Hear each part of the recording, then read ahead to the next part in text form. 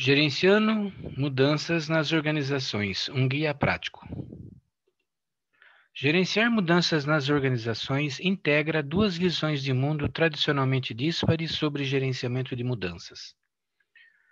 Uma é o desenvolvimento organizacional de recursos humanos e a outra é gerenciamento de portfólio, programa e projetos. Profissionais de ambos os mundos podem usar abordagens de gerenciamento de projetos para criar e gerenciar mudanças com eficácia. Este guia prático fornece uma estrutura para criar agilidade organizacional e julgar a prontidão para mudanças. Conteúdo desse capítulo, parte 3, a natureza e o processo de mudança, modelos comuns de mudança. A natureza e o processo de mudança. Modelos comuns de mudança. A mudança se origina de fontes externas por meio de avanços tecnológicos, mudanças demográficas e ou pressões socioeconômicas. A mudança também se origina de dentro da organização, possivelmente como uma resposta do gerenciamento a questões de necessidades do cliente, custos, recursos humanos ou problemas de desempenho. A mudança pode afetar uma área ou toda a organização. No entanto, toda mudança, seja de fontes internas ou externas, grandes ou pequenas, envolve a adoção de novas mentalidades, processos, políticas, práticas e comportamento. A natureza e o processo de mudança. Gerenciar uma mudança com sucesso requer uma abordagem estruturada, bem como a capacidade de lidar com situações emergentes. A maioria dos modelos e teorias de mudança compartilham várias características.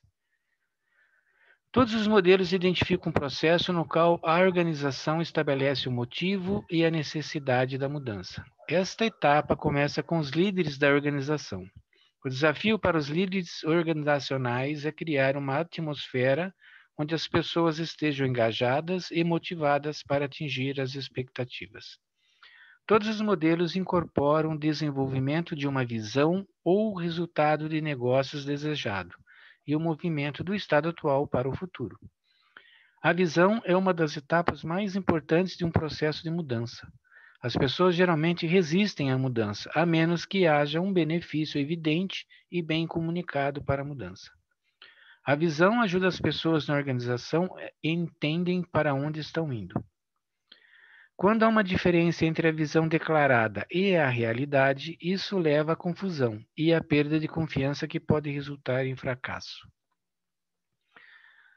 Gerenciar uma mudança com sucesso requer uma abordagem estruturada, bem como a capacidade de lidar com situações emergentes. A maioria dos modelos e teorias de mudança compartilham várias características. A maioria dos modelos incorporam a ideia de progresso incremental, reforçando e criando pequenas melhorias para encorajar mudanças adicionais. A maioria das organizações tem um modelo de melhoria. Um dos mais comuns é o ciclo de planejar, fazer, verificar e agir, o PDCA, definido por Shewhart e modificado por Deming. Todos os modelos abordam a importância das comunicações a fim de obter suporte para a mudança e encorajar a adesão. Organizações de sucesso adquirem, integram e usam novos conhecimentos para ter sucesso. As organizações precisam combinar e trocar ativos de conhecimento para aprimorar os processos e se proteger contra falhas. Entender onde uma organização está e onde deveria estar faz parte desse processo. Uma breve descrição de alguns modelos mais conhecidos. Categoria 1, mudança como uma transição psicológica. O modelo de transição da Bridges fornece uma boa compreensão do que ocorre psicologicamente aos indivíduos quando ocorre uma mudança organizacional. Esse modelo diferencia entre mudança e transição. A mudança é situacional e acontece independentemente das pessoas passarem por ela ou não. Já a transição é um processo psicológico em que as pessoas gradualmente aceitam os detalhes da nova situação e as mudanças que vêm com ela. A mudança envolve turbulência e ruptura do status quo. É referida como a curva de mudança e é baseada em um modelo originalmente desenvolvido na década de 1960 por Elizabeth Kubler-Ross. Algumas partes interessadas respondem com estresses e emoções negativas quando uma mudança é anunciada. Patrocinadores e gerentes precisam entender as implicações dos estágios representados pela curva de mudança no processo. A curva e suas emoções associadas podem ser usadas para prever como o desempenho será afetado pelo anúncio e a implementação subsequente de uma mudança significativa. Vale dar uma olhada na figura ao lado. Categoria 2, mudança como um processo. As 8 etapas de John Kotter para transformar as organizações são baseadas na análise de 100 organizações diferentes passando por mudanças. A pesquisa destacou 8 lições principais que foram convertidas em um modelo de 8 etapas. O modelo de mudança de Kotter é frequentemente referido como uma abordagem de cima para baixo, onde a necessidade e a abordagem de mudança se originam nos níveis superiores da organização, e em seguida é promovido pelas camadas de gerenciamento da organização até atingir os destinatários na mudança. Vale novamente dar uma olhada na figura direita. Categoria 3, mudança representada como modelos de sistema. A melhoria contínua é uma estratégia de sobrevivência essencial para toda organização, para ser eficaz de se ajustar a padrões mais elevados e condições de mudança. Há um raciocínio fundamental que deve ser abordado quando os agentes de uma organização tentam implementar o gerenciamento de projetos organizacionais. Ordens de mudança. Em 1974, Watzlawick, Wickland e Fish presumiram que a maioria das teorias de mudança existentes eram filosóficas e derivadas da matemática e da física. Essas teorias explicaram o que chamaram de mudanças de primeira e segunda ordem. Uma mudança de primeira ordem é descrita como uma mudança na maneira como os processos e procedimentos são executados em uma organização. É considerado um ajuste dentro do sistema de organização. Um exemplo é um novo relatório de status que todos os gerentes de projeto devem usar. Uma mudança de primeira ordem é reversível e não é considerada uma mudança transformacional. As pessoas geralmente não são ameaçadas por uma mudança de primeira ordem porque suas competências fundamentais não estão sendo desafiadas. Mudança de segunda ordem é significativamente diferente de uma mudança de primeira ordem. Uma mudança de segunda ordem é transformacional e irreversível por natureza.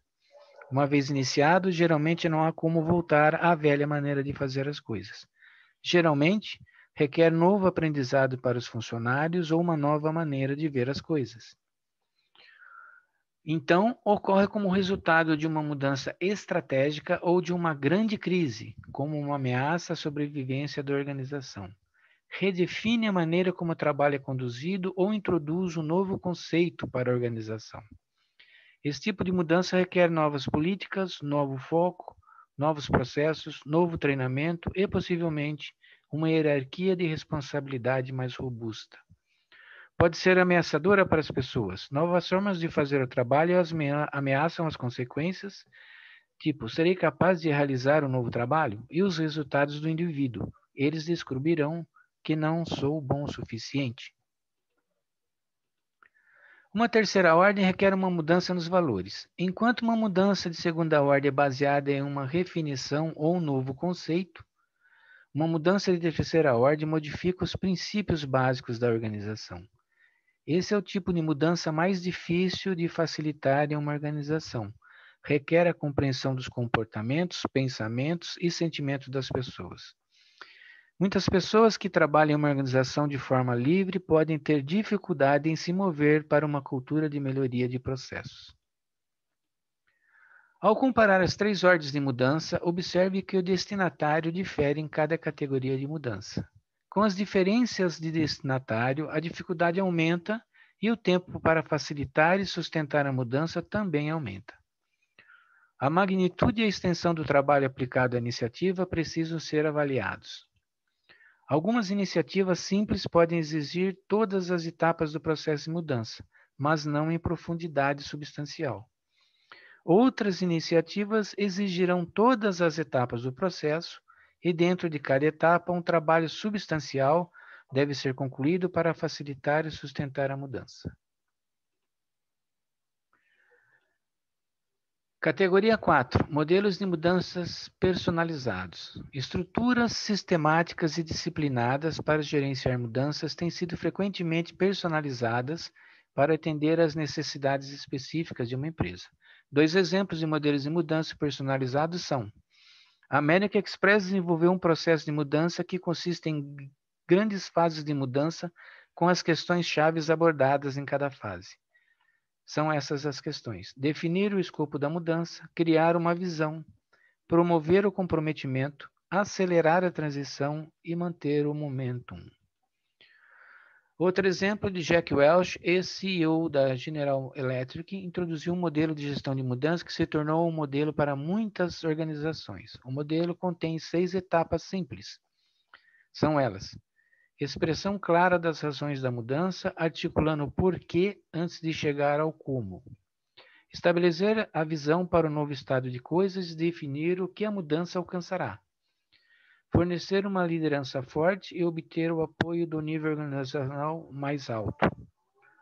Mobilizar a força de trabalho envolvendo a equipe no planejamento e definição do novo processo. Avaliar o sucesso e analisar os resultados usando métricas sólidas. Manter a consistência. Resumo dos modelos. As diretrizes gerais para um processo de gerenciamento de mudança eficaz na estrutura do ciclo de vida de mudança são: primeiro, formular a mudança identificando e esclarecendo a necessidade da mudança, avaliando a prontidão para a mudança e delineando o escopo da mesma. Segundo, planejar a mudança definindo a abordagem de mudança e planejando o envolvimento das partes interessadas, bem como a transição e a integração. Terceiro, implementar a mudança preparando a organização para a mesma, mobilizando as partes interessadas e integrando os resultados do projeto. Quarto, gerenciar a transição da mudança, transferindo os resultados para as operações de negócios, medindo a taxa de adoção e os resultados e benefícios da mudança, e ajustando o plano para resolver as discrepâncias. E, por último, sustentar a mudança de forma contínua por meio da comunicação, consulta e representação das partes interessadas, condução de atividades de criação de sentido e medir a realização de benefícios. Aguardo vocês para a parte 4 do treinamento, onde veremos cultura corporativa em mudança, estrutura do ciclo de vida de mudança, formular mudança, plano de mudança, implementar a mudança, gerenciar a transição e manter a mudança. Obrigado. AQC otimizando processos.